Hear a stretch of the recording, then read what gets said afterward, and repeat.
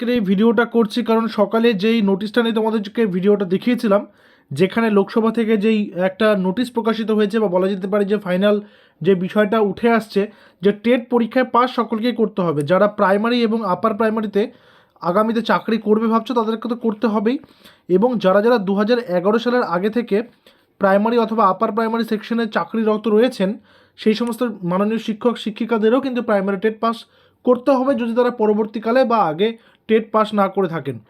তো সেই বিষয়টা তো পরিষ্কার রয়েছে।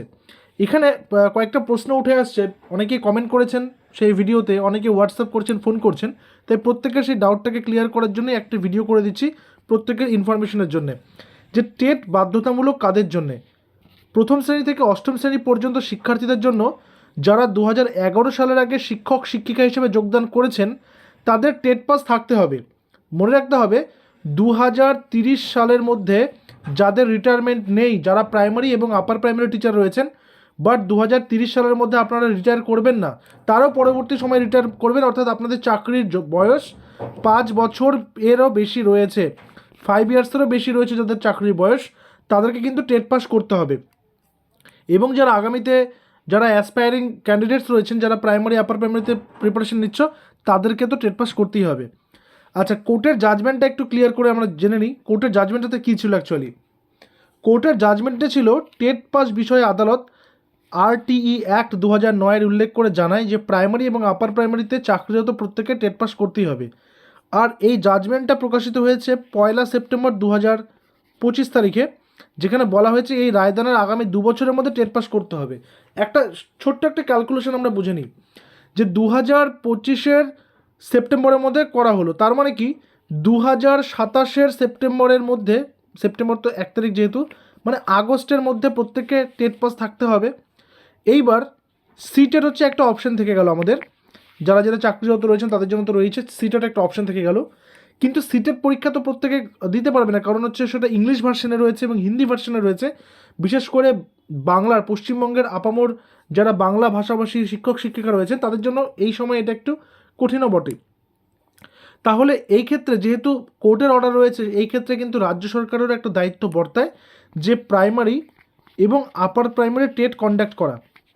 এক্ষেত্রে একটা কথা রয়েছে যে আপার প্রাইমারি টেটের বিষয়ে স্কুল সার্ভিস কমিশন কোর্টে গিয়ে বলেছিল যে 2026-এর মার্চের মধ্যে আমরা আপার প্রাইমারি টেট পরীক্ষা নিতে প্রস্তুত। কিন্তু বর্তমান যা পরিস্থিতি দেখতে পাচ্ছি, যদি মার্চে পরীক্ষা হতো তাহলে নোটিফিকেশন হয়তো চলে আসতো, হয়তো মার্চের মধ্যে নোটিফিকেশানটা চলে আসবে, কারণ আপার প্রাইমারির ভ্যাকেন্সি ডিক্লেয়ার্ড আছে, আপার প্রাইমারির পথে আর কোনো সমস্যা নেই। তো মার্চের মধ্যে নোটিফিকেশানটা চলে আসবে, এটা তোমরা ধরে রাখো। আর প্রাইমারি পরীক্ষা, পশ্চিমবঙ্গ সরকারের কথাগুলো বলছি আমি, প্রাইমারি পরীক্ষা লাস্ট 2023-এ হয়েছিল, 2023-এর ডিসেম্বর মাসে, তাই তো প্রাইমারি টেট পরীক্ষা। এইবার এই যে প্রাইমারি টেট পরীক্ষাটা তারপরে 2024-এ হয়নি, 25-এ হয়নি, 2026-এ কিন্তু অবশ্যই হবে। কারণ 2026-এ প্রাইমারি টেটটা না, পরীক্ষাটা না কন্ডাক্ট করলে আগস্টের মধ্যে টেট পাস সার্টিফিকেট কিন্তু কাউকে দিতে পারবে না। তো এই বিষয়টা কিন্তু রয়েছে, যারা যারা ভাবছো, বিশেষ করে যারা অ্যাসপায়ারিং রয়েছে, যারা ডিএলএড করছো বা করে নিয়েছো, তারা প্রাইমারি আপার প্রাইমারির দিকে ফোকাস রাখতে পারো। কারণ অন্যান্য পরীক্ষার দিকে তো এখন যেহেতু পরীক্ষাগুলো ডিক্লেয়ার হয়ে গেছে, অন্যান্য নোটিফিকেশনও বেরোয়নি, তাই এখন তোমরা প্রিপারেশনটা নিয়ে রাখতে পারো, নিতে থাকতে পারো।